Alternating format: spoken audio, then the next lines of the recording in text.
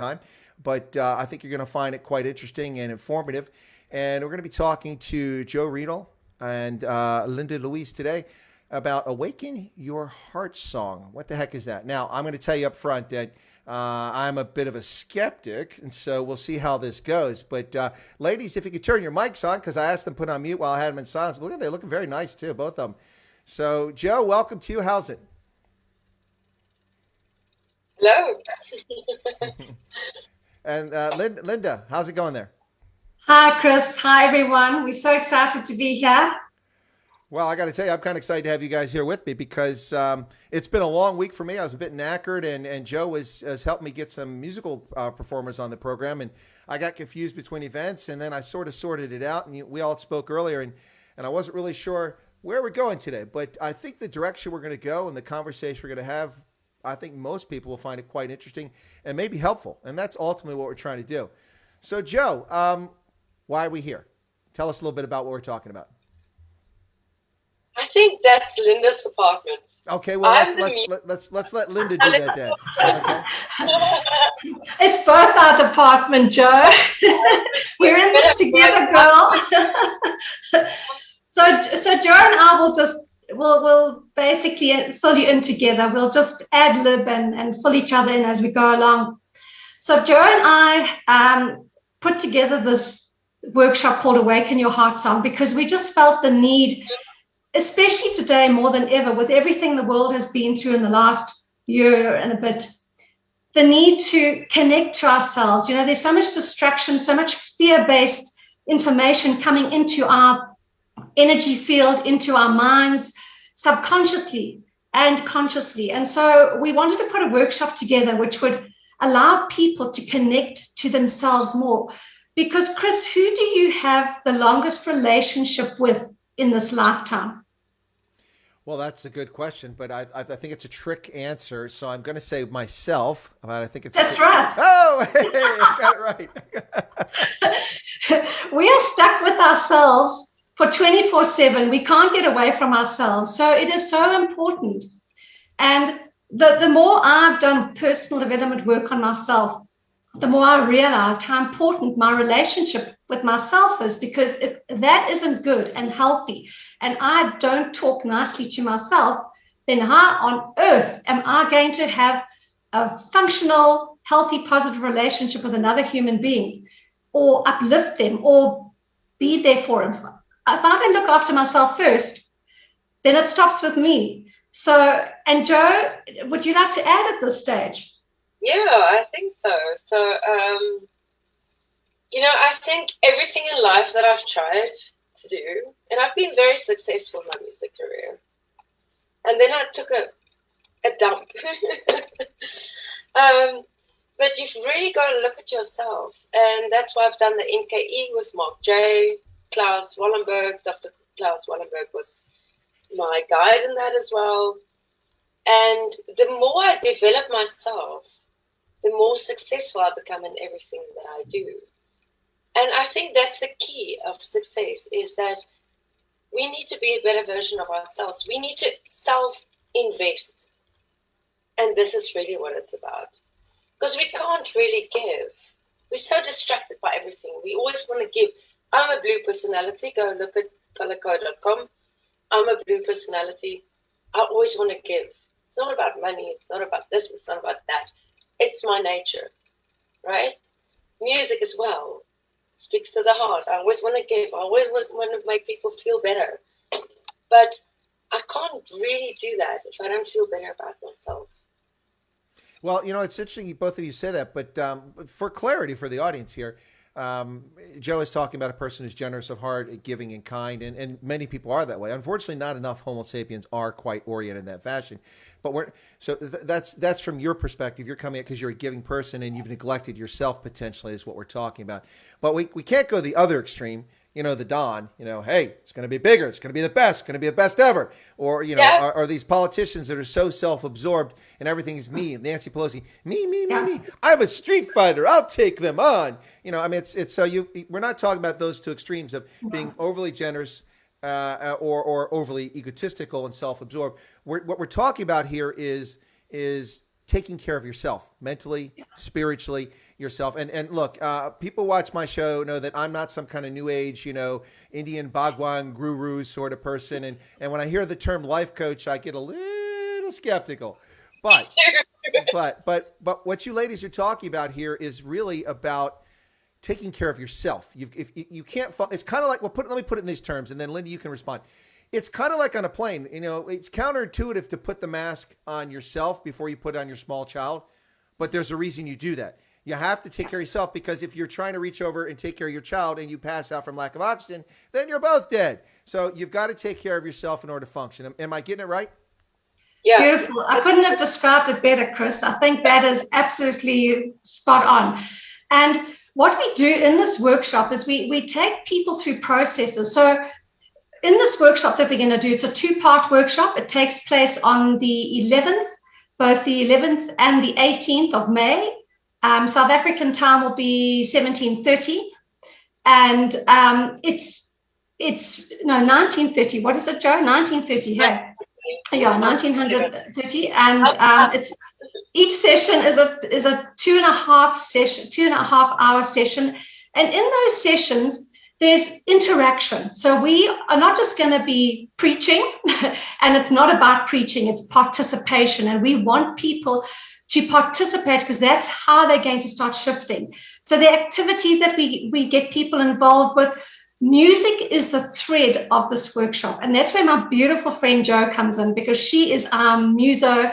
She creates music. She's just incredible. And so we're going to be bringing some elements of her music that she's created into the workshop, and getting people to connect with themselves through music.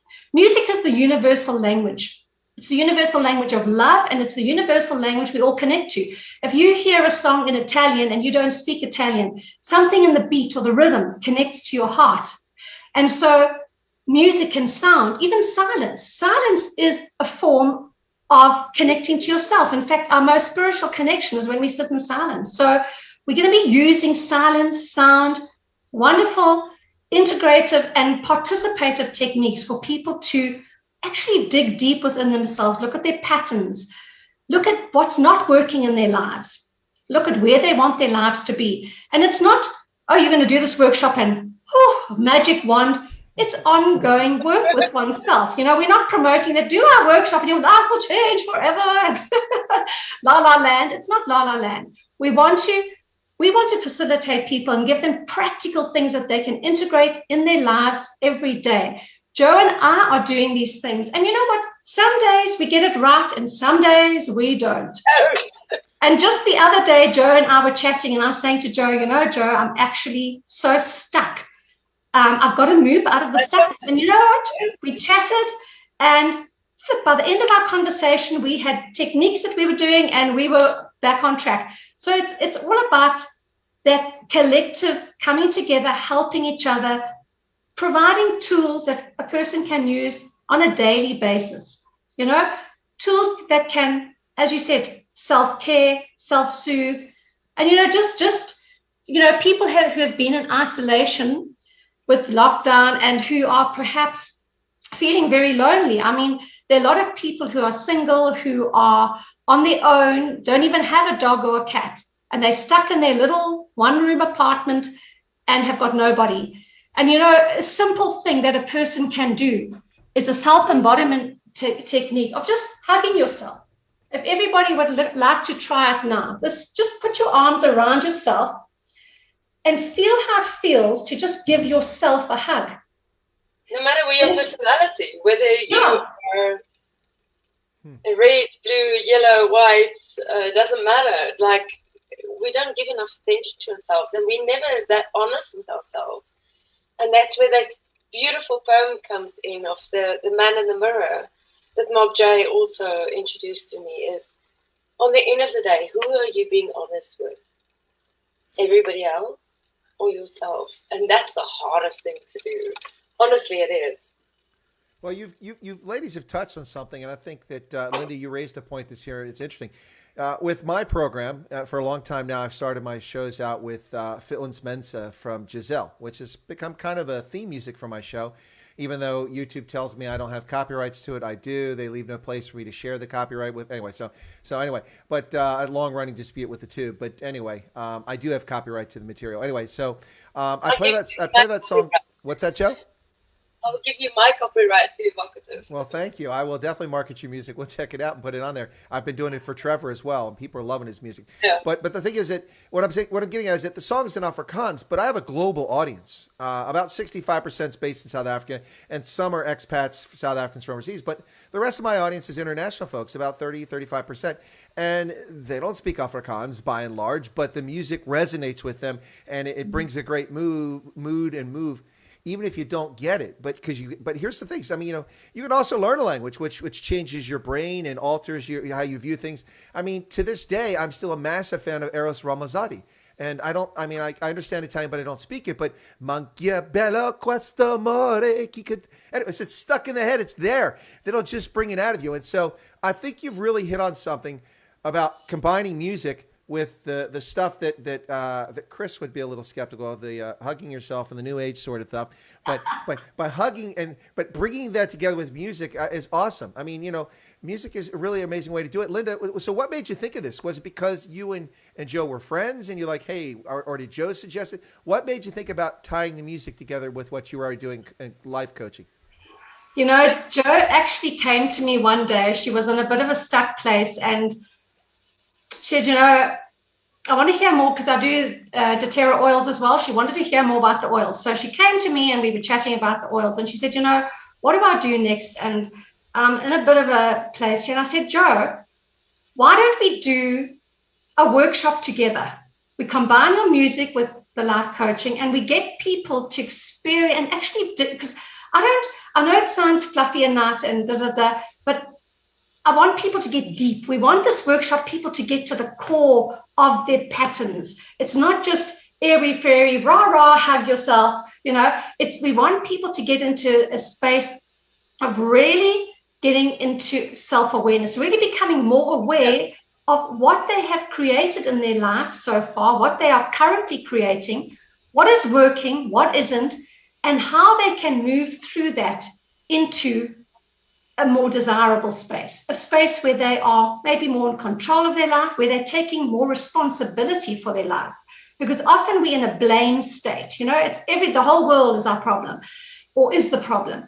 And we don't look at ourselves, and we don't look at, or we're so stuck in denial of what the issues are, that we don't know how to actually step forward. And we just need a little bit of, a few techniques, or a bit of looking inward, retrospection. And we can then say, okay, wow, I can breathe again. Let me take the next step forward. So that's really where we're coming from. Just on the workshop, we also going to be giving people support with a WhatsApp group. So people are going to be accountable to us by ticking each day the activities that they're going to be required to do. And we're going to be doing it as well. We're accountable to them, and they're accountable to us. We're all in this together. And we're doing the journey together. So it really is, we want people to really participate, not to just come for a little pep talk, rah, feel good. We want them to actually integrate this in their lives on a day-to-day basis, where they can actually, after 21 days, it takes 21 to 30 days to change a habit. So we want them to start creating new habits in their life. So it's a very practical, empowering workshop. So that is our intention. I made my bed this morning. Well done, Joe. Is that something new for you, Joe? Making your bed? Well, nobody lives here except me, so I didn't really have to make my bed. It's like come in, come out. It's comfortable, But you know what? I've got, like I said earlier on, I've got these index cards of what I'm grateful for, things that I've done. Like if you just make a list, a lot of us, and this is the way we've grown up, especially in South Africa, and I think you would understand that. It's the Dutch, it's the German, it's the English. It's all the things that we've grown up in a way of all the negative things and not focusing on the positive things. What can we do better? But sometimes we need to look at the things that we've actually done. I've made up my bed. I've done the washing. I've done my twirl in the shower. We'll talk about that, the cold shower, okay? This morning, I didn't get back in. Sometimes I forget. And then I go back in and I put the cold shower on quickly and I do my little twirl. But doing cards of actually things, index cards, Mark J, of things that you're grateful for. And you use it as a stack of like playing cards. And you mix them up and you stack them everywhere and you carry some with you, some are in your office, some are in your room. First thing that you do in the morning, instead of grabbing your phone, almost the same size, what am I grateful for? What have I actually done that day? If you just write down the little things, I've made up my bed, I've taken a shower, which believe me, a lot of people don't even do every day. I've done the washing, I've done this, I've done that. You just make a list of all the little things that you've done. You'll be amazed at the end of the day. Like, I'm a perfectionist, and I want to do immensely a lot in the day. And you feel at the end of the day, oh, I've done nothing. But if you just noted those little things, you look and you think, you know what, I'm not that bad. Look at all these wonderful things I've done today. I've actually done a lot. And then you start feeling better about yourself. And you actually see what your worth is. And I think that's a big thing. I struggle a lot with that as a musician. Worth, self-worth, value. Do I have value in this world? Do I have value for myself? And a lot of us do that. Not every personality, but especially somebody like me. We look at our worth. Am I valuable to this world? Well, I get that entirely. I'm very much a results-oriented sort of person. I always have been. Whether it was, making sure that the barn was, raked out and all the cow manure was out of there so we could milk the cows, or it's baling hay, or it was, achieving something academically or achieving a certain, goal in sports. But it's the little things you can set for yourself, little goals, like you talk about, making your bed. I mean, if you're in a rut, if you're in kind of a lull, you can set little things like that. I mean, this morning, between our conversation, I was busy recording a couple of videos, which had to be uploaded, and just getting through the steps. Those little successes can all be part of what you're doing. Because it's so easy to fall into a rut, isn't it, Linda? To just fall into a pattern which is maybe not beneficial to your physical or mental well-being. And not even realize it. And next thing you know, you're there. And I can tell right here now, ladies, this is not directed at any ladies because it affects all of us. But the first thing that happens with ladies is weight gain. So easy for weight gain, and women will take that on and they'll absorb it themselves. And you fall into this rut and you get into a pattern which is not healthy. Is that making sense, Linda? Yeah, absolutely. And it's sort of, you almost get into a downward spiral and you become... And, especially like moms out there, and if you've got children, you become so depleted because you run around everybody else and you're doing laundry and you're doing this and you're doing that. And there's so little left of you. And even if you're a working mom, you're juggling all these balls, and it becomes just you're racing to get through things, or, and then we lose sight of who am I, what is important for me? Am I looking after myself? And then we get sick. And then our body gets sick because it's telling us, what is it actually doing? It's a message from the body to tell us something's not right. Too much. Something in our life is not right. It's too much. Yep. And so, and there's so much happening in this world with social media. We've got constant invasion of our space. Instagram's going off and Facebook's tinging and WhatsApp. And so we forget to actually be silent sometimes. And in the silence, often, is how we connect to our essence, our truth, what we really want in life, what is working, what isn't. Otherwise, we get caught up in this hamster on the little wheel, and going round and round and round. And so it's important to actually just be mindful to stop and smell the roses and actually breathe. Remember to breathe. I think, and I'm guilty of this. I think for such a long period of my life, I breathed shallowly. I didn't breathe down to the gut. And I don't know if you know about the Wim Hof breathing, Chris. Mm-hmm. And he has really got a wonderful technique there of just breathing right down to the gut, because we breathe, and I've been guilty of this myself, of just breathing shallowly, holding it all, constricting it all in the solar plexus, and just not breathing. And I've become so much more mindful of this over the last few years. And the Wim Hof breathing technique is really fantastic. It really takes you to the heart of your breath. And that in itself oxygenates your body, helps your mental health. So, to become more mindful of what we're doing to ourselves every day, moment by moment, to become more mindful in the moment is so important. And, some days I get it right and some days I don't. But it's not, before I would have beaten up on myself. Now it's like, okay, so I didn't get it right. So I just pick it up and I start again. And now that's a new day. Yesterday does not define me. Got it wrong yesterday, but today is a new day. I have an opportunity to create something positive again. And it's just, that is what, the more we get into that repetition and the more mindful we become of what we're doing in our lives, or, so say, for example, you are smoking too much and you want to, it's like, let me cut down 5 cigarettes. That would be 1 cigarette. It's too much. So there might be habits. Yeah. What can I cut down? What can I improve? How can I improve my life, my nutrition, my health, my, how much I'm getting done in a day, how much I'm giving to myself, all those sort of things. And am I connecting with my purpose? What is my purpose in this life? What am I doing? Am I just a hamster on the treadmill, going and doing a job, running around everybody else, or is there a greater purpose? What is my purpose in what I'm doing now? And I think that counts a lot for men too, because they've got this huge responsibility for looking after their families. And they're not really always living their purpose. I'm not saying everybody, but they go after what is making money, this is that, And I think they find that the same as we do in a different way. Midlife crisis, I've got my own as a woman even. But so I was going to say that and I'm going to ask Joe this question, but let me just preface this by saying the following. So a lot of people, when they look at my channel, they watch my channel and like, well, you have some very wide, eclectic mix of guests. I mean, I have the restaurant, the CEO of the Restaurant Association of South Africa, the head of the Macadamia Nut Growers Association, Steve Hofmeyer.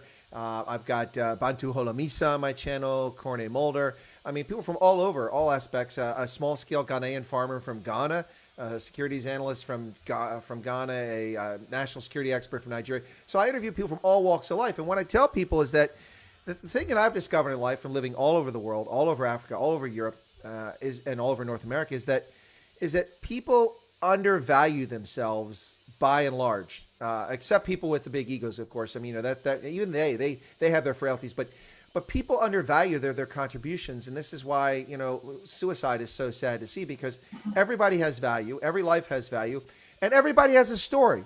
Now, some people may not be good storytellers, and they'll bore you to tears, but their story is interesting nonetheless. And so if you're just willing to listen and sit through it and deal with it, then you can really go somewhere. But what I was getting at with that is that, first off, we all matter. And this is from somebody, people would assume, like, well, this guy was a colonel in the army. He's in combat. What does he care about people? Well, I do.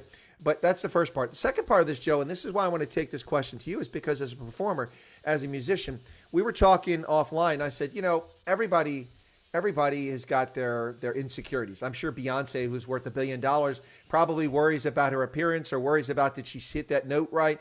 Is she done the right thing with her social media? We all have insecurities. Some people just are very good at keeping them internalized. You never see it from a confidence standpoint.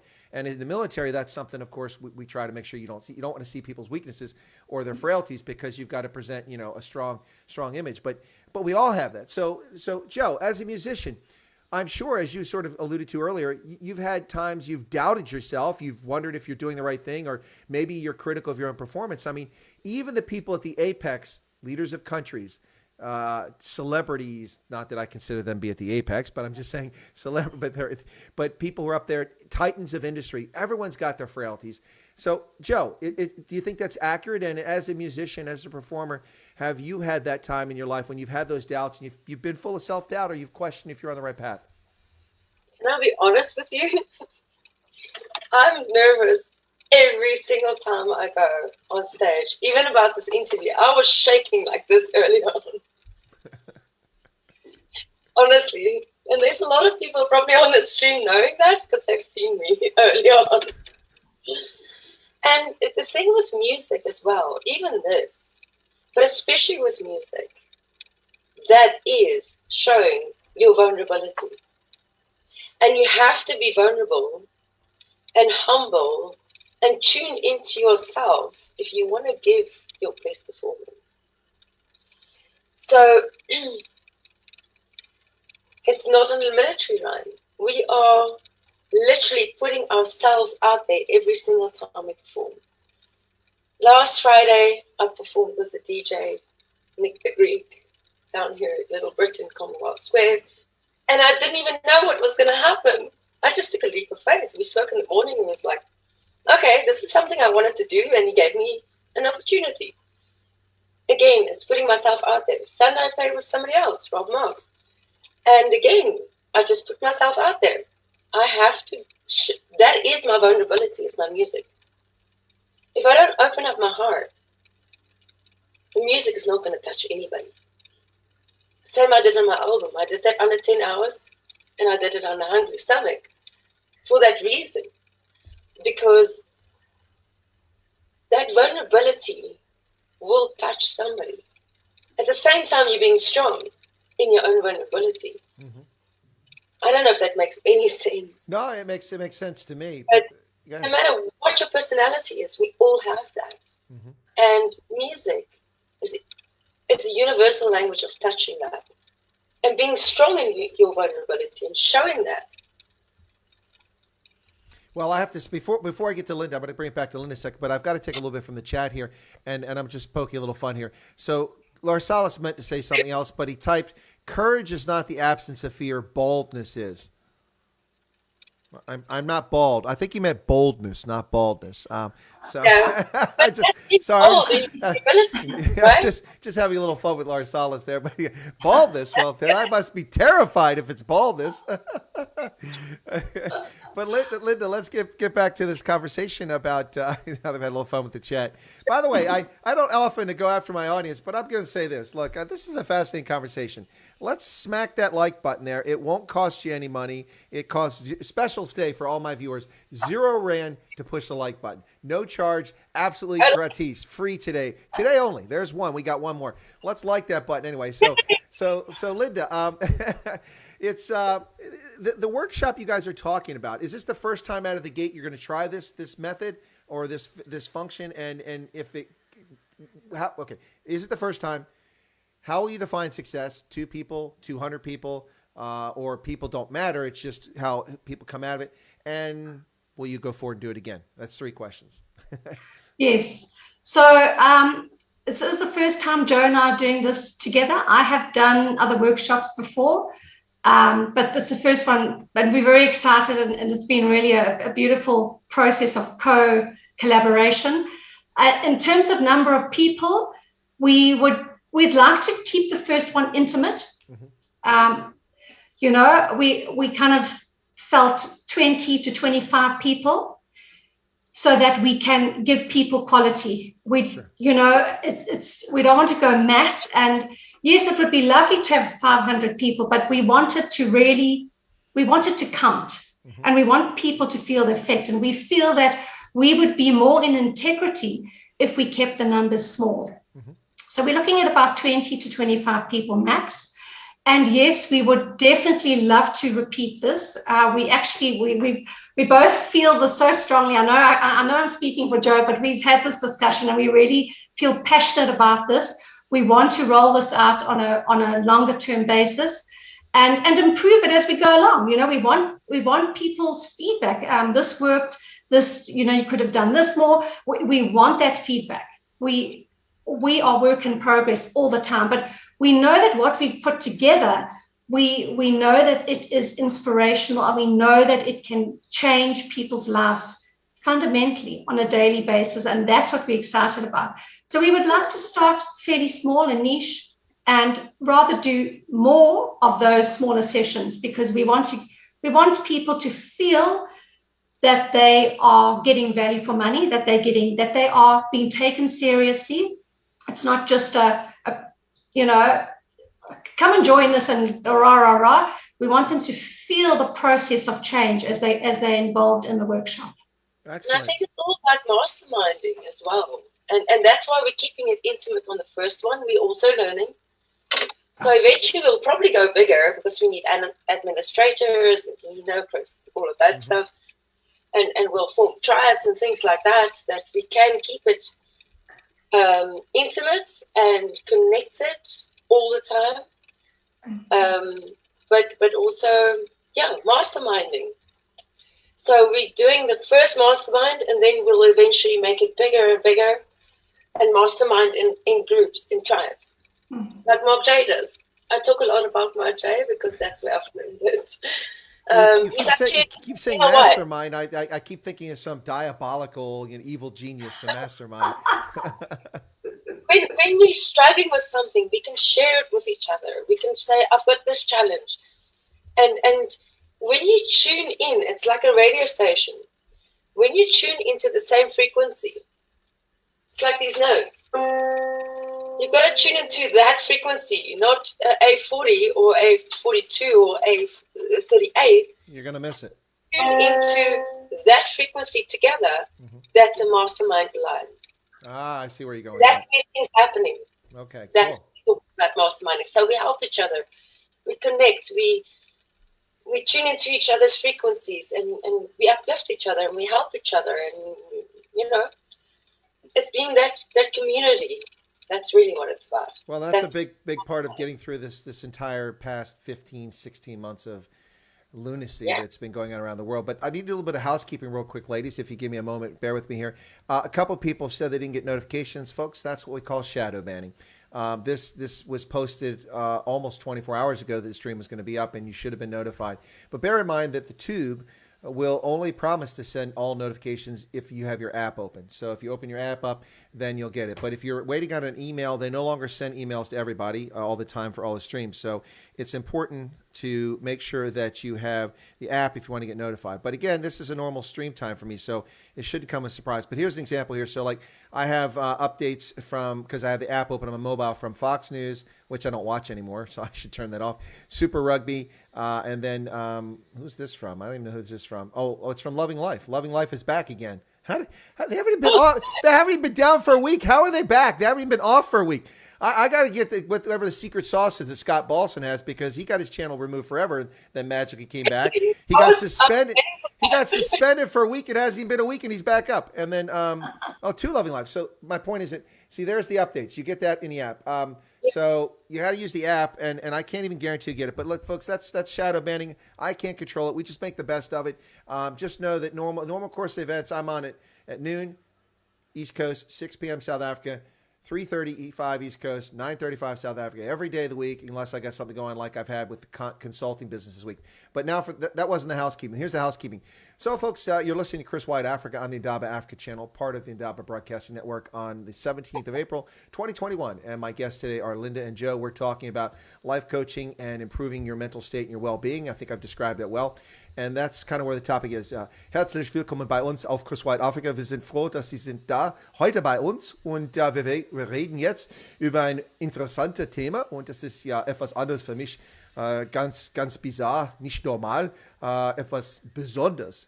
Und wir werden also auf Französisch jetzt weitergehen. Bienvenue chez Chris Wyatt. Nous sommes très heureux que vous êtes là chez nous. Nous sommes en train de parler au sujet quelque chose différent. C'est les choses, c'est bizarre, c'est étranger pour moi. Mais nous sommes là, and we'll continue now. Anyway, folks, so I just have a little fun there, getting a little fluff in the program there. So anyway, and I won't even try to do Afrikaans because I will have to just say, maar ek praat nie Afrikaans nie. Eh? Baie welkom. There you go. Namibië, waar ook al julle almal is. En baie dankie dat julle almal op hierdie livestream is.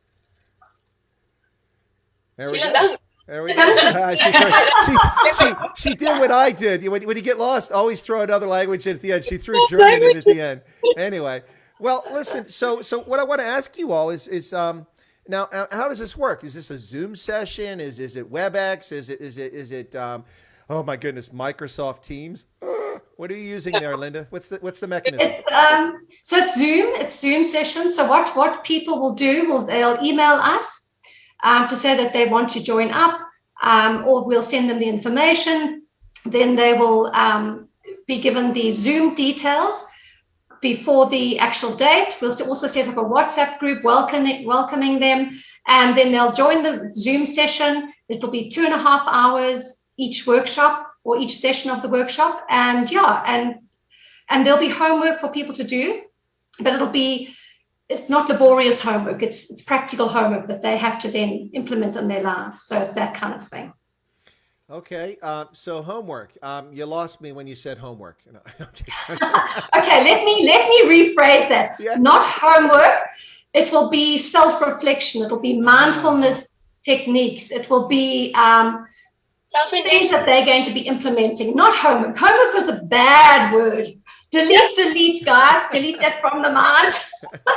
Never write in red. Do you remember my class? So her daughter was one of my piano students.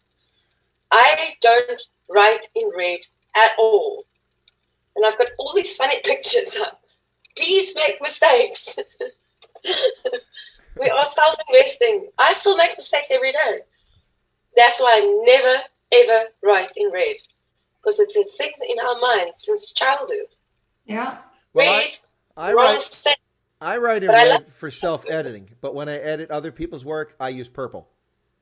Yeah. Because I want people, and as an undergraduate and then postgraduate professor, and someone who's been in teaching and mentoring for years, I find that it's just years ago when I was able to get a purple pen because I like purple, I found that there's no scientific thing to this, but I just found that a lot of people, when they see red on the paper, they assume you're being critical of them. And I don't want the author to consider. I mean, look, if I'm going to be critical of you, you'll know about it, and I will be straight. There'll be no obfuscation. There'll be no opaque. It'll be very transparent. You suck, and this is why. No, so I like to use the purple because I'm making suggestions, recommendations to improve or to make it clearer for the audience. And so I don't know, Linda, what do you think of that approach? Do you think that's a good approach? I think that's stunning, and I love the color purple. I think that's so. That's all about connecting with spirit, actually. I know you don't like the fluffy stuff, but I'll throw a bit of fluffy stuff in there. You are a very spiritual being, and you are connected to your spirit. You're using purple. Woo! Well, it's funny you say that, Linda, because there's a few times in my life. I mean, I don't think of myself in certain terms as knowing myself in certain terms like that, but really, a lot of times we're things we don't realize. And you just said that about me. That's probably very true. And I don't realize it because I approach it from a different angle and I do those things. It's part of my makeup, but I don't recognize it as the way other people describe it. It's kind of like when I was in Tunisia, my best friend there at the L'École d'État Major, the staff college there, was from Niger. And we had a conversation one day, and he said, "You're a very moral person. You're one of the best people I ever met, Chris." And I said, "Well, thank you. That's very kind of you." He said, "But you know why that is?" And I'm like, maybe because everything I learned in my childhood, I decided to do 180 degrees opposite. So he said, no. He said, it's because your country, you come from Judeo-Christian origins. And I said, yeah, but I said, Ibrahim, I'm not a person of deep faith. I don't go to church regularly. I mean, I have faith, but it's not central core to me. He goes, no, you don't understand, Chris. You grew up in a culture, a morality in which Judeo-Christian beliefs were there. And this is a Muslim telling this. And he said, that has worn off on you. And I thought about it, and he was right. He was absolutely right. I never thought of myself in those ways, but whether I was a person of deep faith or not, my society, the culture I grew up in, all over the country, by the way, in different circumstances, was very much a product of that Judeo-Christian concept and belief. And I got to give the guy credit. Very insightful on his part, and very insightful on your part, Linda. And I take that as a compliment, what you just said about me. It is. And Chris, just to elaborate on that, our belief systems are so strongly ingrained in us, even in our DNA. We kind of think it's from the time we're born, but it's our DNA carries stuff. It carries history. Mm-hmm. It carries, like people say, diabetes runs in my family. Or why does it run in your family? It's in our DNA. And I'm of the belief that everything that manifests with us physically is something that's linked to an emotional or family systemic issue or entanglement, because I also do family constellations. So where we look at the family system, and that our sense of belonging in our family system is so important. And, you know, I'm sort of going off the subject here, but if we look at today's society, there's so many people who are lost in this world because they don't have a sense of belonging. And that sense of belonging, that sense of strong family upbringing has been diluted a lot in our world today. And it's just the way it is. And so for people to get back to themselves, get back to their heart, and get back to a sense of belonging within, even if they don't have the family structure around them that would give them that sense of belonging, they can connect with themselves and understand themselves more, self-understanding. Who was it who said, know thyself? I think it was either Socrates or Confucius. I can't remember. Socrates, I think, said, know thyself. And you know what? It's so important, because if we really can understand ourselves and have a sense of belonging within ourselves, then it doesn't matter what's going on around us. We will cope. We will get through it. We will survive. And that's the sense, you know. So when you're going to war, you've been in the military, when you're on that front line, you have a sense of belonging. You're with your comrades. You're with your team. You belong, don't you? You belong to a unit, and what does that give you? That gives you strength. Well, I mean, I've never been there, so I can't actually talk. And I must ask you, what does it give? You're spot on. It's and here's the thing: if there's dysfunction in a unit, you know it, and you aren't going to survive. When I went to combat the first time was in the first Gulf War, and I was in a unit. It was kind of weird. I'll try to tell the story quickly, but the unit had been designated for deactivation because the military was going to reduce its size because the Cold War had come to an end. And so it wasn't public announced, but the leadership knew that this unit was going to go away. It was going to disappear. So I was supposed to be the last officer ever assigned there as a young lieutenant. I got there, and then shortly after I got there, Iraq invaded Kuwait and threatened Saudi Arabia, and so the whole equation changed. And we didn't disband. I went over there. But the unit when I arrived was a unit in which there were two majors and the two of the most senior officers of the battalion who didn't like each other. They were always butting heads and fighting. The staff split evenly, and the company commanders split. So the whole battalion was kind of split into two camps. And the commander had a bad handle on that. And to make it worse, one of the majors was a spy for the brigade commander, who was the boss of the battalion commander. So you can imagine what a poisonous atmosphere this really was. And I walked into this. I was fortunate I wasn't pulled towards one camp or the other because no one cared.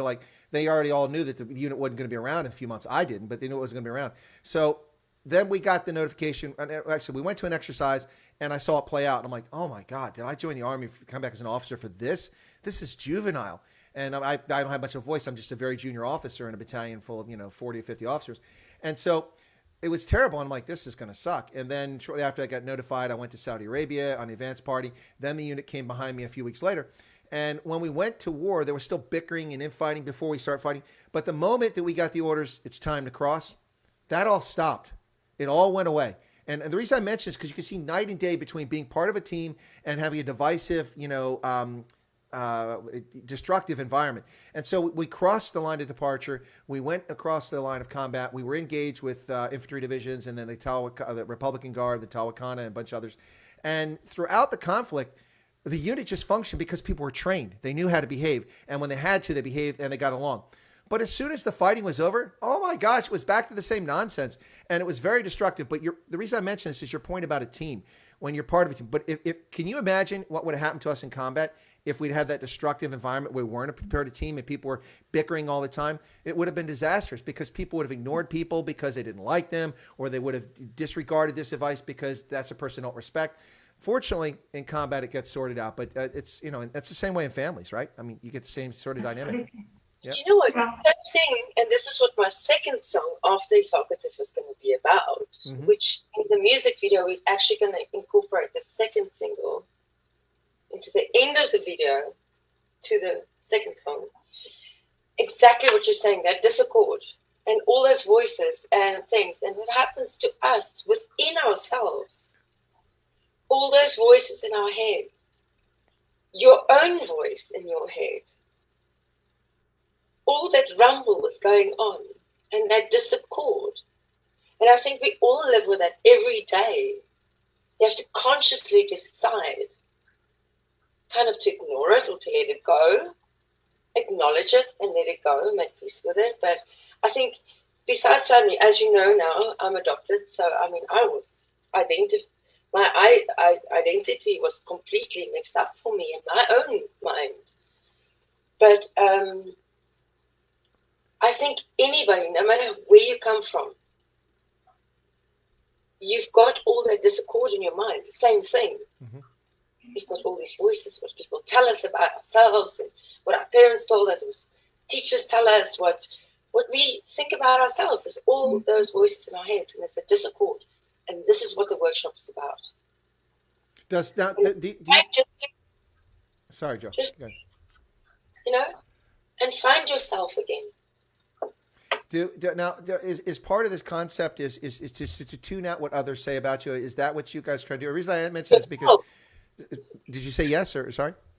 Yes, and even yourself, what you're talking about. No, I got yourself because I'm my own worst critic. I told somebody that yesterday because I recorded these videos. I was being it's for a scenario. I was a broadcaster for a fake news network and standing there like I'm in Juba reporting. and I got done. I said, okay, all right, we're going to delete that take because I had 2 unnecessary breaths, which interrupted the stream, and I mispronounced the name, and I paused for just a microsecond at the end because the word was wrong, and I knew it, and I had to pause to make sure I said the right word. And the guy looked at me like, it's pretty good. I said, no, it's not good enough. So you're right. Tune that out. That's part of it. But is it also tuning out the outside stuff? And let me give you an example very quickly, make sure that we're tracking. So one of the things that was amazing about a young man back in the 1980s, it was 70s? I'm trying to remember when. But anyway, Steve Biko. Steve Biko came about with the Black Consciousness Movement, and people falsely ascribe. First off, the ANC takes credit for it. It had nothing to do with the African National Congress. The Black Consciousness Movement was among university students by Steve Biko and others. But anyway, so Biko was about don't identify yourself or have your self-identity be based on what people are telling you are. Be yourself. Be true to yourself. Don't be ashamed of who you are. And that's what I'm saying. So is part of what you guys are talking about, is it also to tune that nonsense out? Don't let others define you. Yeah, absolutely. And it's so hard. That's my biggest thing when I perform. And everybody that knows me knows that. And I grew up like that, especially in the classical world. And being, having the career that I've had since I was very young, is that what everybody thinks about you. And that's what I'm trying to switch off now. And it takes a while. And sometimes you dip, and sometimes, and then you come up again, then you go down again, and then you listen to that again. And, it's a constant work in progress, definitely. I think, that whole that thing you mentioned, Chris, about the conditioning, we are so conditioned and so kind of brainwashed, if you want, from a young age. And yes, there are certain things of morality that we need to adhere to. If you look at all the religions, they all have the basic principles. Do not kill, do not, don't kill the next door neighbor, don't do this, don't commit adultery. There's basic principles are all at the basic fundamental thing of all societies. We want to treat each other with respect. And so with the conditioning, of you're not good enough. If you don't do this, you're not good enough. If you don't do that in sport, you're not going to make it. If you don't do that in academics, then you're not going to be this. And there's so much pressure and so much conditioning that we forget who we are. So I always say, if something that somebody says triggers you, so say somebody says, actually, okay, you are lazy, or you are fat, or you are the wrong color, or you are this or that, and that triggers you, then that's something you've got to work on in your life. So it could be a pattern of conditioning that's come up, from your upbringing. It could be something that's stuck within you. So I always say, if something triggers you, that's your stuff. And it shows you that there's something that you've still got to work on within yourself. If you say to me, God, you are so fat, and I feel, well, that's your opinion, but I actually feel okay with myself, then it's not something I have to, but then I'm okay in my own skin. So if things that other people are saying trigger us, then there's room for growth. It's just an opportunity for us to move forward into growth. If what people are saying about society, you are black, so you can't do that, That is fundamentally wrong. Why should anybody be? And yes, that's something that, why should I accept that? We are all equal. We all have equal opportunities. That's different.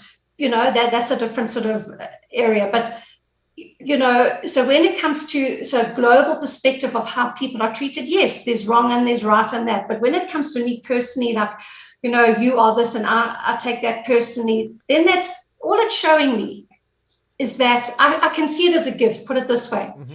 If I'm triggered, I can see it as a gift because it's showing me, wow, there's work to be done. And even if we look at the global consciousness and globally what's happening, if something isn't right, we can say, yes, actually, that isn't right. There's something I need to do about it. We're polluting the planet with plastic.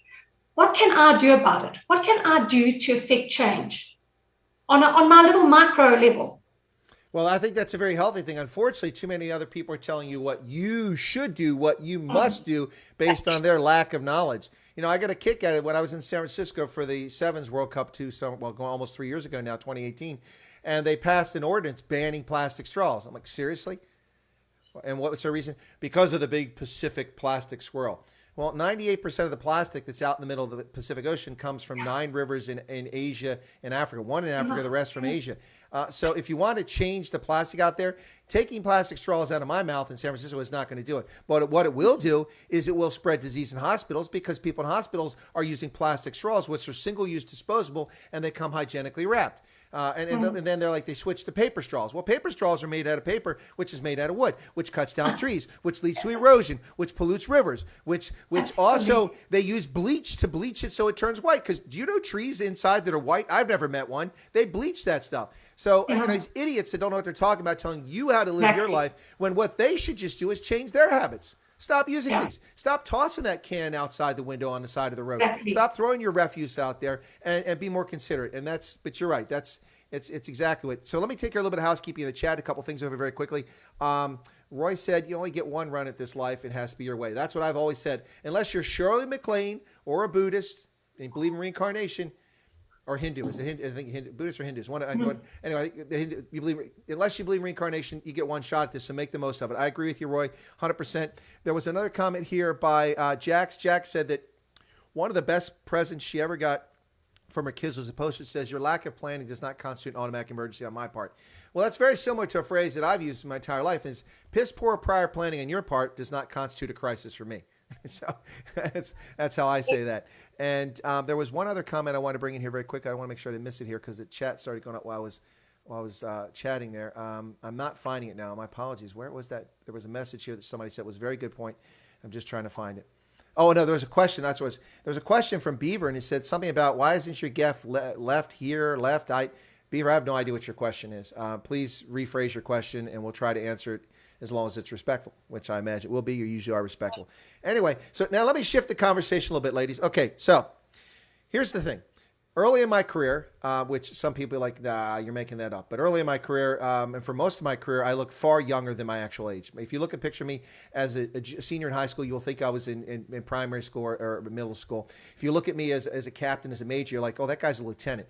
Anyway, for most of my career as an intelligence officer, you've got to be taken seriously when you go to a staff meeting. Well, if you look like Opie, or you're like the little kid, who's mopping down his hair, people aren't going to take you seriously because what do you know? You're just too young. You're inexperienced. So I always grew a mustache. When I first arrived in the unit, you can't show it with a mustache because real men don't have mustaches in the Army. But once you're there and you've proven you're a real man, you can walk and chew gum and do ruck marches like everybody else and shoot just as well as anyone else. Then you can grow a mustache. So I grew a mustache so I looked a little bit older. Of course, it wasn't, this lovely silver color. It was strawberry blonde. But anyway, my point is this. Ladies, okay, Linda, I'm going to get to Joe about her music and how she got into it. But Linda, this is hopefully be taken as a compliment because I think it is a compliment. But you don't look like you've been around long enough to be offering life coach advice. How long have you been in this business? And I mean, without asking your age, you don't have to divulge that. You never ask a lady that. But how long is this something you've been doing for a long time, or something you fell into, or how did you get in this? Are you one of these people with like a PhD and and skills from? I've actually got a 17-year-old son, so I'm actually not that young. Okay. All right. But you know what? I feel young. I feel young, and I feel healthy, and I feel alive. So I'm young at heart, but I'm actually a lot older. Okay. And And my husband fought in the Angolan War, and he's about 4 years older than me. So then that just worked that out. So, well, you've just made it too easy for me to figure out your exact age. Anyway, so yeah, what was your question again? No, my question was, it was the roundabout way of saying, okay, so how did you get into this life coaching and the stuff you're doing now, and how long have you been doing it? So you know what I've been doing. Courses for the last 20 years and life coaching for the last 5 years. Okay. And I've been working on myself for 20 odd years, actively working on myself and going through processes.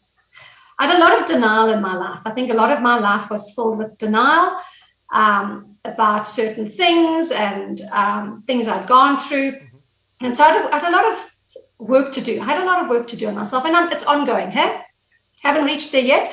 When I press the button and say, beam me up, Scotty, to the next matrix, then I know I've arrived at the next level. But so far, I'm still here. Scotty hasn't beamed me up. You're mixing science fiction there. The Matrix is different than Scotty. So I'm just it's all part of the same. Part of my audience are very much sci-fi geeks, and they're going to call you out on that. So, all right.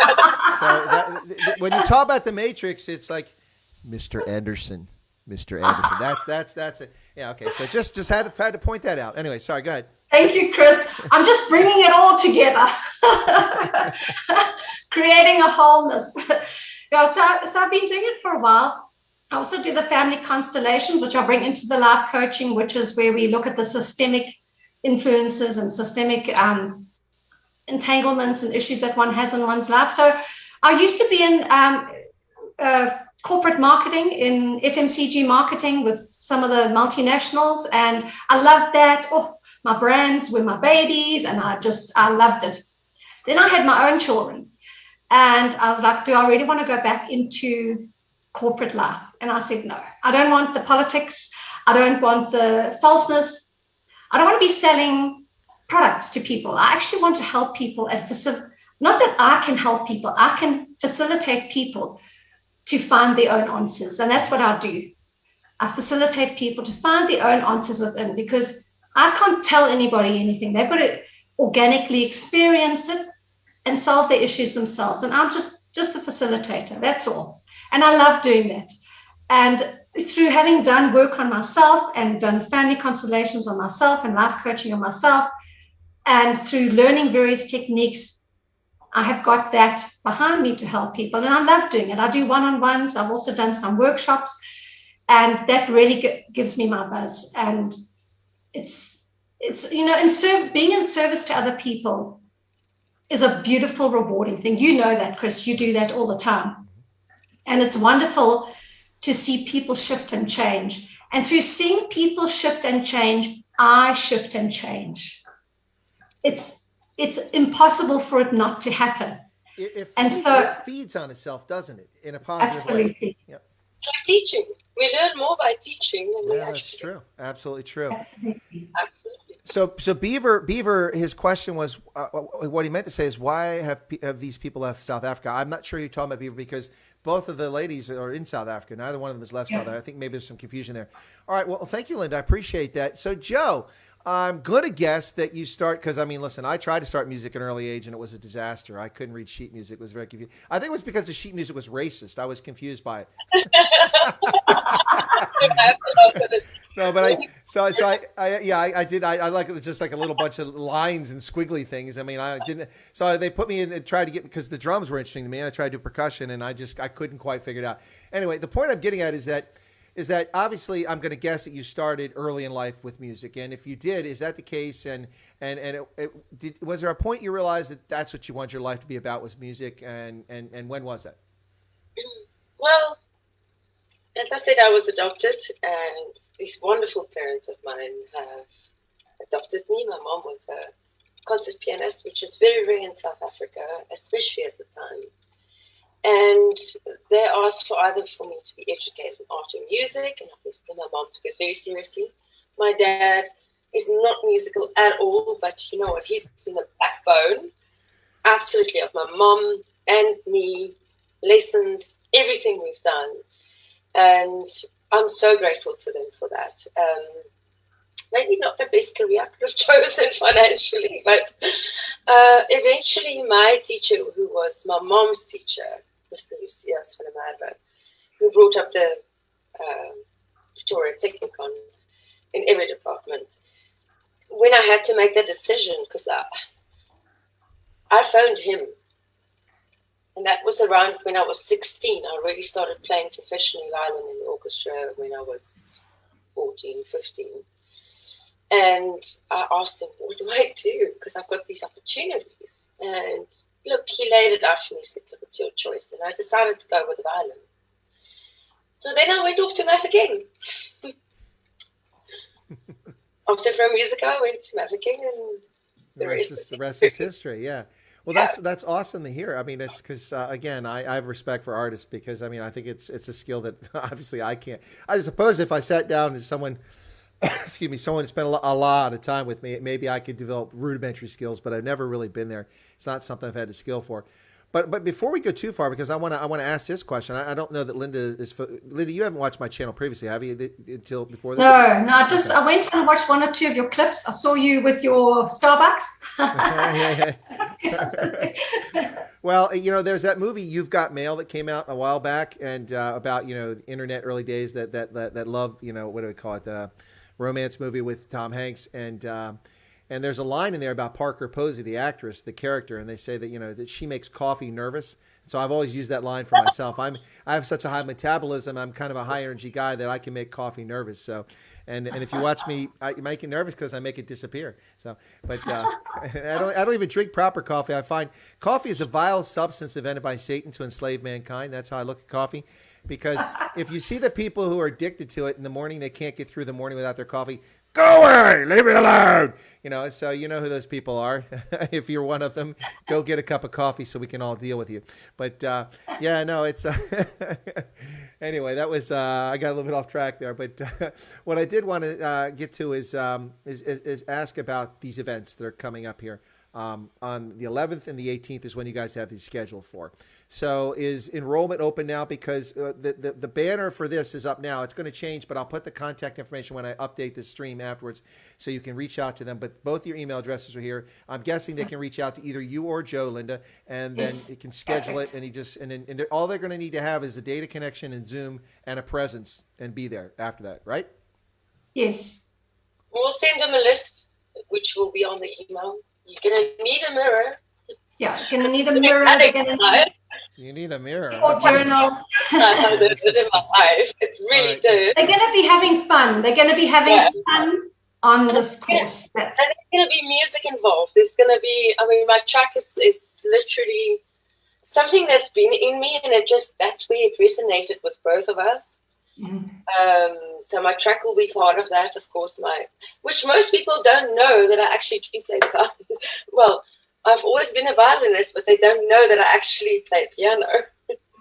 Well, your mother's a concert pianist. I would think it'd be a shame if you didn't play Nobody knew that about me. I mean, that's almost expected. Yeah. I can actually play. I'm not just a teacher. Okay. So Linda, you just recently, because Joe became familiar with my channel, but Joe has been with us for a while now. I think she was quiet and lurking in the background for a long time because she has alluded to in these conversations, knowing about videos that I've done, that I had no idea she was already following my channel. So Joe, when and how did you discover my channel? I'm just curious. I think it was through Joe Emilio because he tracked me down. I saw something on his cancel culture. Mm-hmm. Of him being a comedian and being cancelled at gigs. Yep. So I got interested. And he actually tracked me down for an interview because I was talking to somebody else, a trumpet player. I did play trumpet back in the day, one of the instruments I played, but a few of them.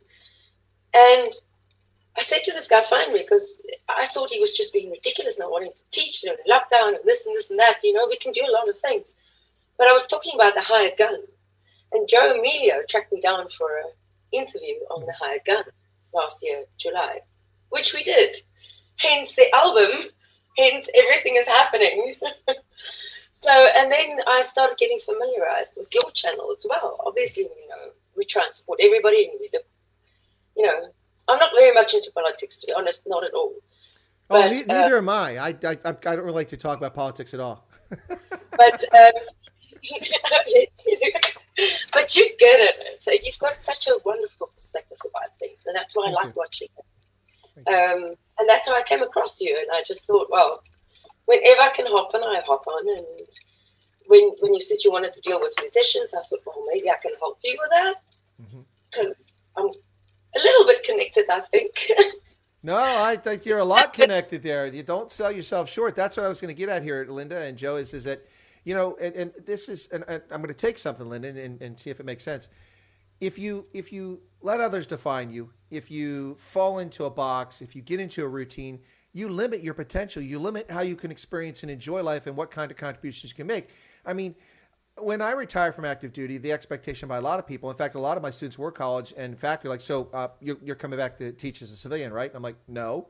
They're like, why not? I'm like, well, why would I want to come back here and teach? I mean, it was an enjoyable experience, but now I'm retiring from the military. It's the next chapter. I want to do something different and expand my horizons.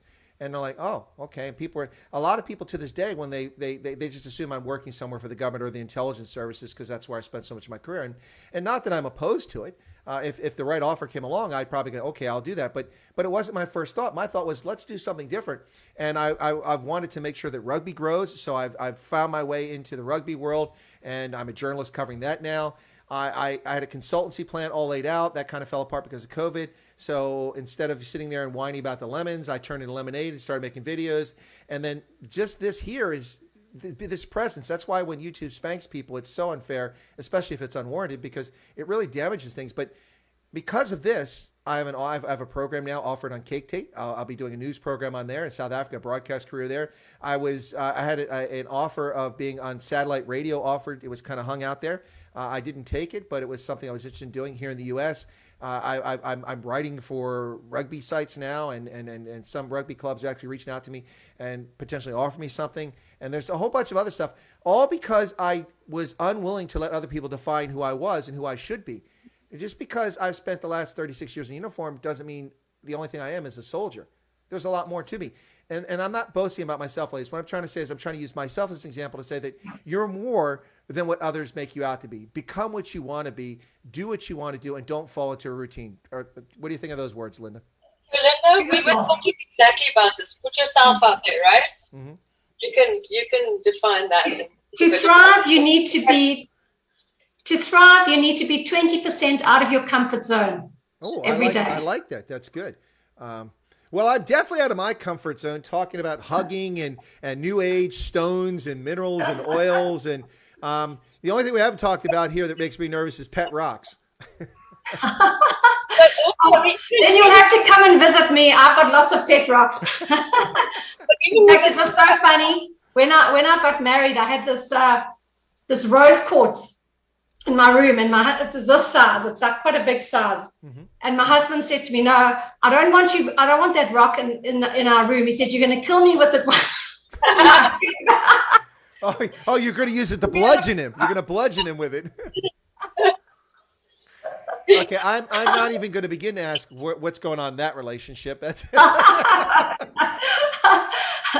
it was just his not buying into all this, rock stuff. But you know what? And that again, Linda, we spoke about this, and we both were just a bit like holding back a bit. Mm-hmm. And now we're just putting ourselves out there. We're taking a leap of faith. We're doing it. And on the back of my actual CD of the album, Ridell Violin, mm-hmm. And this is something also Leo Lizinski, Mark J, Klaus, but especially Leo and Mark always said this. And I actually put it on my CD at the back. Do not let perfection get in your way of success. Ooh, I like that. That's awesome. And I actually printed it on the back because I've done this under 10 hours. I threw this other guy overnight. It was meant for another project, but I threw him overnight into the studio with a very difficult song. Sounds very simple, but it isn't. And you know what? He's on my album. We're both going to the AFRI Awards. And it's just about putting ourselves out there, no matter whether it's perfect or not. Especially for me, where I come from, being perfect. Like I couldn't even hit the pedal with my foot on the piano, but I had to play these big pieces that needed a pedal. I had to make other plans. My teacher used to write to the examinator, my toe can't get to the pedal, even to touch it. So, sorry, I'm playing these big pieces, but I can't touch the pedal. But I always had to perform just as well as somebody else did. So that perfectionism is so deep in my mind, and we shouldn't let that imperfection get in our way of our success. Let's just do it. And that's exactly what we're doing. We're throwing ourselves out there. We discussed that we're just doing it, whether we get it right or not, whether it's perfect or not. You know what? Give people what we know. That is what it's about. And it's, you know, it's from, just to add to what Joe said so beautifully, Joe, it was beautiful, is that we, you know what, we're just coming from a heart space. Yeah.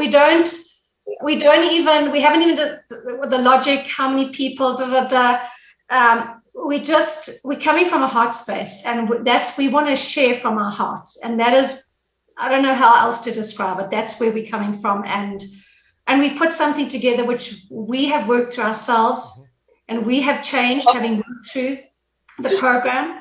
So we believe that whoever it resonates with, and you know what, it's going to resonate with some people. It's not going to resonate with others, and that's okay. That's okay. Whoever needs to be on this workshop will find us, and we will find them. And that's how it comes together. Fantastic.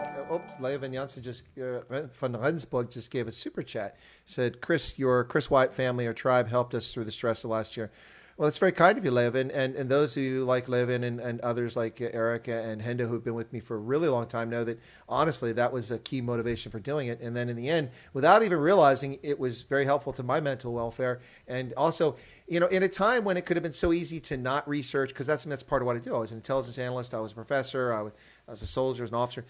At a time it would have been easy not to read, not to research, not to keep doing things. I had a reason to do it every day. I had an audience to keep informed and at times entertained. And unlike a lot of people on YouTube, I don't sit around in my shorts eating Cheetos, drinking beer, making stuff up, and just commenting about how people look. I actually talk about real issues and real things, and it's backed up by experience. And you know, so it takes work. But because the channel was there, and because I was live streaming and making videos, I had to keep those skills going, and that kept my brain going. It didn't atrophy, and so it was really great. Thank you for the super chat, Leuven. I appreciate that. It's very kind of you. And there was something I wanted to say, and now I've lost track of it in a senior moment here. Hopefully it will strike me back in a second. I was going to ask you guys something. But in the meantime, while I'm thinking about that, you know, everybody's got their soft side. You know, I mean, I've got, so it's just... wait, I've got a couple of them, but they're in the room. There, yeah. Oh, we like that. Now, you can't see this. It's an Easter. It's a bunny for Easter. You can't see this, but he smells like chocolate. It's got a chocolate aroma to it. So it's kind of one you want to keep around. I've got a special unicorn. Unlike most of the chocolate bunnies we see in America for Easter, you eat them. You don't eat this one. I've got real bunnies running through my garden. Oh, I had that problem too, but they're gone now. Well, they do a lot of damage. They eat everything that's fresh in the bulbs and the tulip. They love tulips. It's like those voles. Those voles went after my tulips. Anyway. Hey, my nickname is Honey, so I'm Honey Bunny. Honey Bunny. Okay, well, we didn't know that. That's good to know. Now, Lynn said that she saw you, Joe, on Joe Emilio's interview last year, and so she said it's good to see you again. So that's cool. Sorry, who was that? Oh, Lynn, from Rhodesia. She grew up in Rhodesia. Yep, she saw you there. Yep. Wonderful. Thank you for being here. Paul Doveton says content creation is the highest self-development. Okay, but I would add a caveat: quality content production, not just going out and pontificating. All right, so we've got these 2 dates coming up, the 11th and 18th of May. It's a Zoom session, and people just need to reach out to you guys, get signed up for it. Are there still spaces in both the events, or is it already shut down? There's still spaces. Okay, all right, cool. Well, I don't want to get everybody all jazzed up and then they can't join. No, they can. It's open. And if there's enough demand, we'll definitely do one shortly after that. Yeah. So we'll check dates, what will suit people, and evenings and stuff like that. So we'll do something shortly after that then. But we would like to keep it intimate until we can reach our admin skills Yeah. to do all the things we need to do. So we're going to start small where we can handle that. And then obviously as the demand comes in, we'll quickly schedule again and just keep on going on that. And keep on evolving with that. Yeah. No, absolutely. That makes a lot of sense. So let me ask this question now. Now, Joe, in your case, kids aren't there. As you said, you're floating around on your own, so it's probably not a big intrusion. But Linda, for you doing this, has this been an imposition on your family, or is it take away for your time, or has it just been a good addition to what you're doing during lockdown? It's been a good addition to what I'm doing, and one of my important learnings in life is balance, because when I get into something, then I give it my all and I just go full guns ahead. And so and my family tell me, Mom, you're spending too much time on that. Mom, you're doing this. And then I go, oh, I must listen. And then so they're my equalizer. Your family always tell you the truth. Other people sometimes sugarcoat things, but your family will tell you the truth, and they're your biggest critics. And you sometimes have to listen to them. Okay, look, I'm going to take exception. I'm not sure that what world you're living in. Your family tell you the truth? You must have a good family. Oh, she does. I know her daughter very well. Oh, speaking of which, I wanted to ask you guys a question. Sorry, Joe. Is that okay? So look, and that's where I was going earlier with this thread about how you do something like I started doing the channel. It turned into so many different things and open. I mean, I know Steve Hofmeyer now. I mean, how would I ever got to know Steve Hofmeyer, right? Some American, but I know Steve Hofmeyer. I know Dr. Corney Mulder. I know Dax, who's a panel beater in Joburg or in Pretoria. I know all these people. I've met all these people, big and famous and not so famous. But how did you guys? How do you know each other? I mean, Joe's into music, and you've got oils and life coaching. I didn't see how these two things linked up. Linda, how do you know Joe?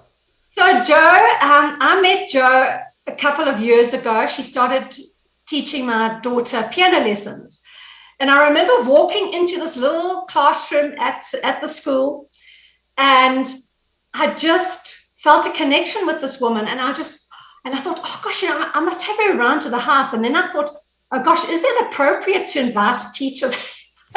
Anyway, is it going to be? Anyway, but life got in the way, and I was busy, and Joe was busy. And then last year during core lockdown, we went into lockdown in March, end of March last year. I started a meditation online Zoom group, which I did for free, where people came and I would take them through a visualization meditation. And Joe hooked on. And Joe and I got chatting, and we were saying, oh, we must do a collaborative thing together, because, her music and my meditations, we can do something really nice. And so we've had we don't see each other often, but when we talk, there's this deep connection. It's like she's a soul sister, Sorry, I'm getting all fluffy again, Chris. No, it's quite all right. We had a quiet together and just talk nonsense. But we inspire each other, and she inspires me, and I love her music. And when I see her playing her violin, it's wow. This woman, she's just got such a beautiful energy, and I just love Joe to bits. And I see her with the children. When I see her perform with the kids on stage, Joe is she's just buzzing, and she's just beautiful. And she's blushing now. She's blushing. Sorry, Joe. Love you, girl. And we always try earlier. But you know what?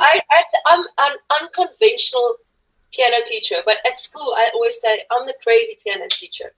So once I helped out the drummer, I've known him a long time, the drum teacher, and I had to help him because he had the presidency to do and all that.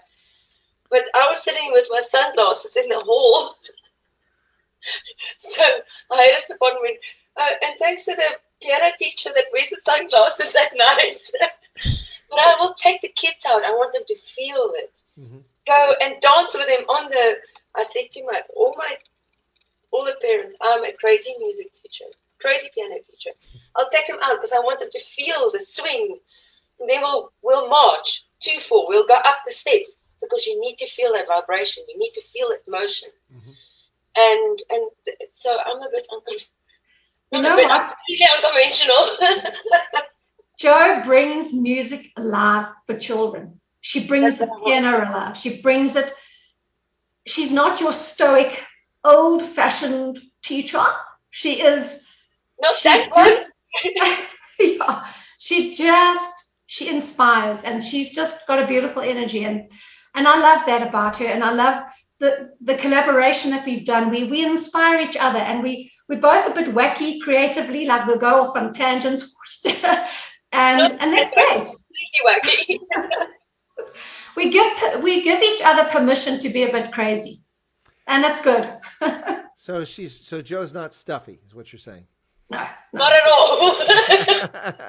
Well, this excuse me. So this event's coming up. Well, 2 events to do very soon. I'm going to give you guys a chance here in a second to just give some final thoughts about it. But before we go, just a few more comments from the chat over here, because let's see. Somebody's asking. Mr. Punisher wants to know if Jo is going to play something for them. I don't know. I haven't asked Jo to play anything. I do notice there's a keyboard right next to her. Not that we're trying to pressure her or anything. I'm just saying, you know. Well, you have my track. Well, I can make up something probably. Mr. Punisher, you do need to get my details for an album, by the way. Still haven't done that. Yeah. Just by the way, called you out with that one. Do it now, do it now, do it now, do it now. Jo's got my details. I don't know. You've got my track, my evocative, but I mean, I can make something up. Yeah, if you want. I mean, I'm not trying. I can't really do bass. I really can't. Make something up for us, Jo. My piano's in the room and it's out of tune. Can you do a Handel's Water Music Suite? No. I can do Chopin, but I don't have the whole thing. I don't have the whole piano, so that my piano's in the room. This is a keyboard. I can play the triangle in the meantime. So let me play something else. I'm just going to make up something. Okay.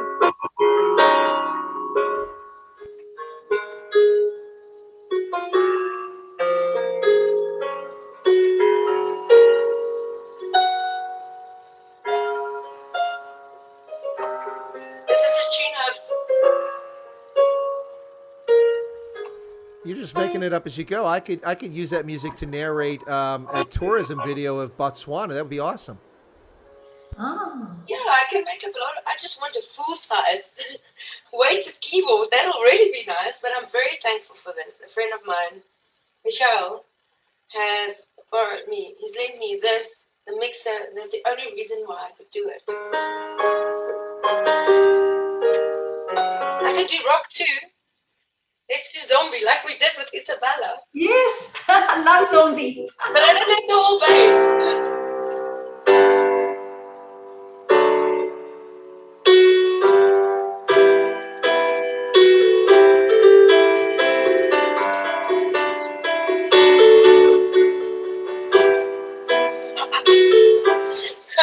I had all my students, right? Yeah. So I let them, they're still learning. So even if they could do one chord, or even one note or 2 notes, then I was flying on top and I was flying at the bottom over them like this. And we put together like 18 groups, and that was not even all the students. We got a drummer in, we got a relief for him, an adult student. We got Jesse on the lead. We got, because I gave all my guitar students to Jesse Hooper. And because that's not my expertise. I was teaching guitars because I just inherited this whole job, by the way. I didn't apply for it. Wow. And yeah, we did all these wonderful pop groups. Isabella was part of that, right? Cool. Yeah. And it was fantastic. And they just had so much fun. And the guitars were going, but I had to rotate more of the little piano players because there's a lot of guitar players, but you can only do one student at a time on the piano, which was awesome. We had so much fun. So Linda, I don't know if you saw what I did there, but that was intentional. That whole little spiel right there. Let me explain. You probably caught on to it because you're pretty clever. Someone asked for her to play something, but that came up previously, and I don't have to address chat, and I did. The reason I did that is look how she lit up when she did that. Look how excited and enthusiastic she was. And you can just see, look at her blushing now. I love this. But look, I mean, that's such a big part of her identity, who she is. It's important to her. And the chance to just do it right there, even though she's shy, was just incredible. And the reason I'm saying this is to say that if you embrace who you are, if you know who you are, you can have a happier, healthier, more productive life. What do you think, Linda? Beautiful. Couldn't have said it better, Chris. And that's exactly it. When we connect to our true purpose, take all the crap out. Excuse my language. Am I allowed to say that? No. We prefer that you say it in Afrikaans. Take all the cock out. Yeah. But all the cup out. And so that's exactly it. Take all the rubbish, all the conditioning, connect with our truth, what's good for us or you or me. And then we can actually live our truth and fulfill what we're meant to do on this planet. And it might be just being a mother, it might be just being a dad who provides for his family and loving his family. And on top of that, and that might be enough, and that's good. We don't all have to, become high-flying politicians, and who wants to do that in any case? But but if we can, but put it out there. If there is somebody out there who can bring integrity to politics, please follow your heart. We need that. We need that in the world. But on top of that, I want to say this, and we both spoke earlier on. You both know, Linda, you know me very well. Chris, you got to know me a little bit better. And no matter what your circumstances are, this is what I want to tell people out there. No matter what your circumstances are, and I'm living it. They can message me, I'll tell them the truth. No matter what your circumstances are, we've got to disconnect from those circumstances. And that's the biggest lesson that I've learned. And still every day I've got to focus on disconnecting from that and just living my truth. Otherwise, I would have, honestly, and I'm going to say this, Chris, I hope this is not going to cause you any trouble on YouTube. Otherwise, I would have committed suicide a long time ago. I mean, if everybody knows my circumstances, seriously, I would have gone to sit I feel like sometimes I want to be an ostrich, just with my head in the sand. But you can't let your circumstances drive you. You can't. Well, we do. Most of us do. Our emotions, our circumstances, all those things, our conditionings. And once we start learning to disconnect from it a bit and just be ourselves and reach more and self-invest more, then you can get through this stuff and you can get out there again. And this is what we're doing. I'm a living testimony of it. Everybody that knows me on this chat, some are long-time friends probably on here, knows that. And yeah. Well, that's a great final comments from Joe. Linda, let me give you a chance to leave us with anything if you want to talk about the event or just talk about some advice in general, if you'd like. So, I mean, the question that I'd like to put forward to people is there any area in your life that you are stuck in at the moment? Could be any area. And just ponder on that. And do you desire some form of change in your life? Because then our workshop will interest you. Perhaps you've been working on yourself for years, but there's still something, a little bit of a niggle here. Perhaps you've only just started working on yourself. Perhaps you've never thought about actually becoming more mindful or more responsible with your life. So I'm going to pose those questions and just say, just feel them in your body. What happens in your body? Is there anything that you need to let go of, that you need to look at? Well, yeah, then you know what? Contact us and our workshop can help you through this. So it can bring you home to you. It can bring you closer to your heart, to what your purpose is. And that's what gives Joe and I both, just makes our soul soar. And, we want to soar as in like rise, not soar. In a very happy way, right? And I also, besides being a blue personality, I also have my red. And I can be very crude and very direct. So, this I've learned from somebody. And this is a true crude question. Are you just going to complain about it? Or are you just complaining? Or are you going to do something about it? It's good. And that, let's go back to Linda. I'm not perfect in it, but I always try and do something about it. That's what I can do about it, step by step. Even if I fail, even if I don't always do it, even that little bit makes a difference in compound. So are you just going to complain? Are you going to blame everybody else? Yeah. Or are you willing to do something about it? No, I think that's a great one. And Linda was a little challenged with science fiction earlier, so I'm going to use a science fiction reference here. In the movie Starship Troopers, there's a very famous line: "Come on, you apes! You want to live forever?" In other words, you're going to do something about this, or you just, So anyway, come on, you apes! You want to live forever? Anyway, great line. Johnny Rico said that, and of course the guy before him, Radix, said that. But anyway, the sci-fi fans will get that reference, and I think everybody in general gets it. Ladies, it's been amazing to have you on. Joe, thanks for suggesting the idea, and Linda, thank you so much for coming on. It's a pleasure getting to know you before the chat in the previous discussion. What you all don't know is that you've got 3 chatty Cathys here, and we could have talked all day. We had to stop because there was other things to do, and we had to cut ourselves off. But it was a pleasure having you on, Linda, getting a chance to know you. Good luck you're welcome. Good luck with these events on the 11th and 18th, and then I'll stay in touch to see how it's going. I can't promise that I'll be one of those new age people showing up for one of those events, but I do encourage. Come on, Chris, you're already doing the purple pen. Come on. Yeah, you're right. I've already drank the Kool-Aid. And I didn't even know it. Yeah. Oh, there's purple drapes there. But yeah. So we'll anyway. But Joe, also the other event we talked about, we'll make that happen to promote that event coming up. Those independent awards in South Africa. And I want to thank you both so much for coming on. I'm going to close out after you guys drop off the screen real quick. But for the audience there, I will be doing a Members Perks stream tonight. For those who don't understand what Members Perks is, that's where only members can contribute to the chat, paying members of the channel. But you can all watch the stream. So you can listen. And at some point, I usually, like Ronaldo Jos does, I usually ask my paying members if it's okay if everybody joins the chat. So usually after about 30 or 40 minutes or so, we let everybody join the chat.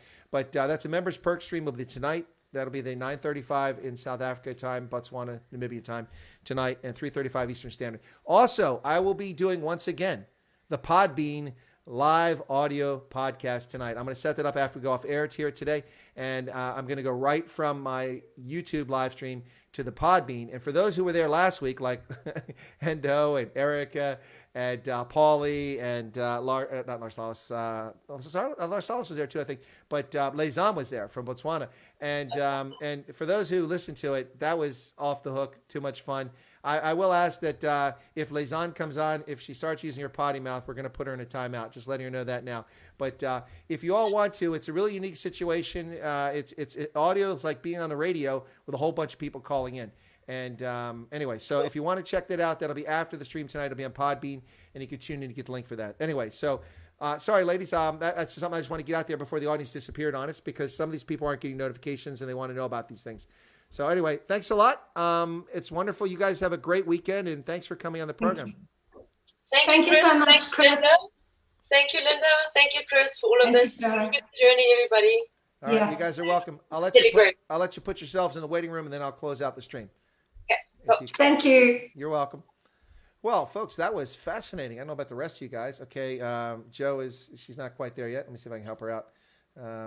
Hang on. I'll get her in the room, in the waiting room. Put in waiting room. There we go. Okay, so it's just me now. All right, we're going to wrap up here very quickly, folks. Thanks a lot for tuning in to Chris Wyatt Africa on Saturday, the 17th of April, 2021, with my special feature guests, Joe and Linda. This was fantastic. A little bit different, but honestly, not so different. A lot of what they're talking about are things that we've been talking about, just in a different fashion over the last year. But I think what they're trying to offer to people is something that could be quite helpful to you. So check it out. I'll put the details up on the description of the video later in the day. You'll be able to find that. My apologies isn't there, but you can actually find their email addresses on the banner. So just go back to the video and pull it up, and you can write down the email address. But I'll make it easier for you to find it, as well as Joe's music and also the website that Linda has. So thanks a lot, folks. Appreciate you all being here. God bless and have a lovely day. I'll be back on in a couple of hours for the Members Perks on the Night Owl stream today, and then we're going to do the Podbean tonight. So thanks a lot, folks. God bless and have a lovely evening. And with that, I'm going to be out of here and just make sure I get everything straight here. Sorry, because I'm using Zoom, so I got to switch back. There we go. Everything should be off. Everything's off, except I got to turn my logo back on, or I will forget to do it. And there it is. All right, folks, have a lovely evening. God bless, and we'll see you later on here on Chris Wyatt Africa.